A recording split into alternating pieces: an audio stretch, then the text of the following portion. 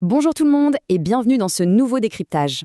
Alors si la fin de l'hiver vous semble interminable, si le manque de soleil commence sérieusement à peser, eh bien j'ai exactement ce qu'il faut.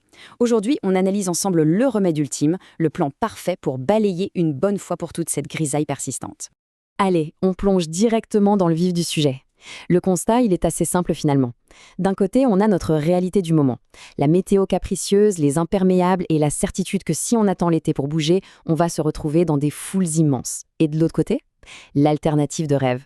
Une lumière incroyable et des petites chemises en lin et des rues où l'on peut enfin respirer.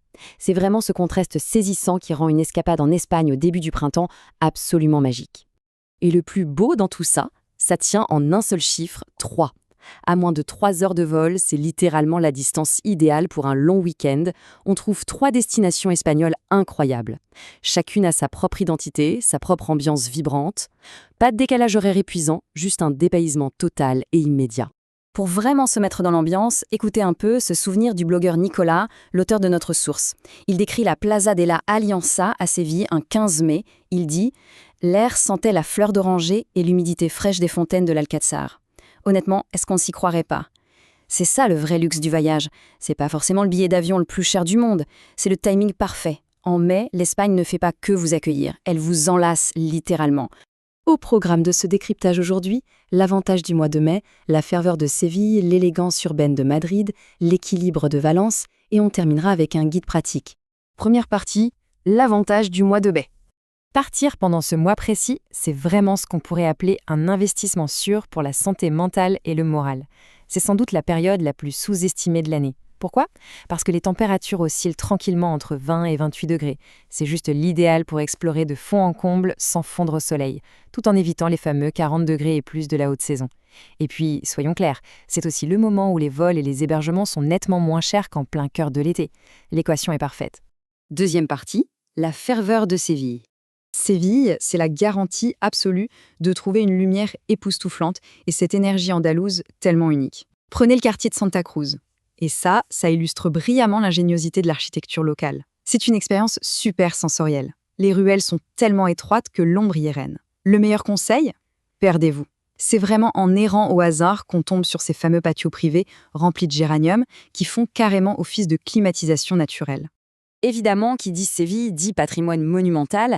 L'Alcázar, c'est le chef-d'œuvre absolu de l'art mudéjar, un incontournable.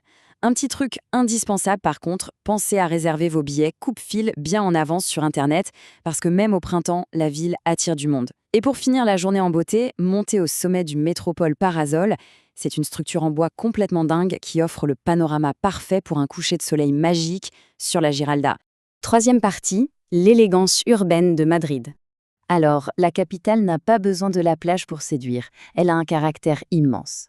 Allez faire un tour dans le quartier de Malasaña. C'est l'incarnation même de la fameuse Movida. On y trouve une ambiance électrique où les petites boutiques vintage et les coffee shops hyper modernes sont collés à de vieilles tavernes des années 50. C'est exactement là qu'il faut aller pour savourer la vraie vie locale. S'accouder aux zinc pour boire une cagna bien fraîche en picorant des olives. Et niveau culture, c'est du lourd. Le triangle de l'art, avec le musée du Prado et le Reina Sofia, ça rivalise avec n'importe quelle grande capitale mondiale. Mais le vrai luxe au mois de mai, c'est le parc du Retiro.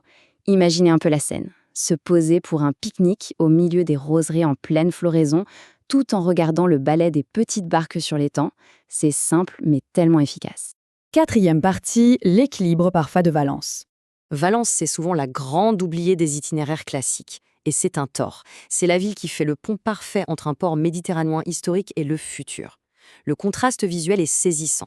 D'un côté, on a la Cité des Arts et des Sciences de Calatrava.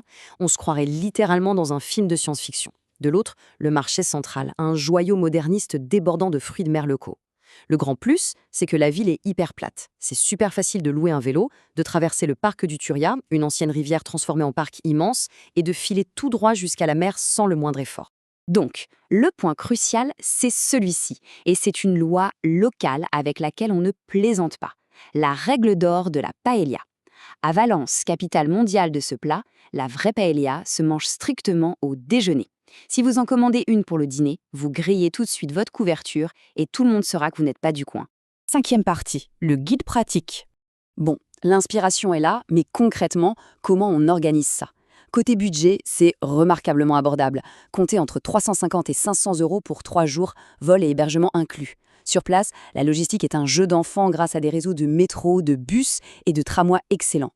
Pour la langue, l'anglais passe très bien, mais faire l'effort d'utiliser les bases comme hola, gracias ou la cuenta, ça fera toujours super plaisir aux locaux.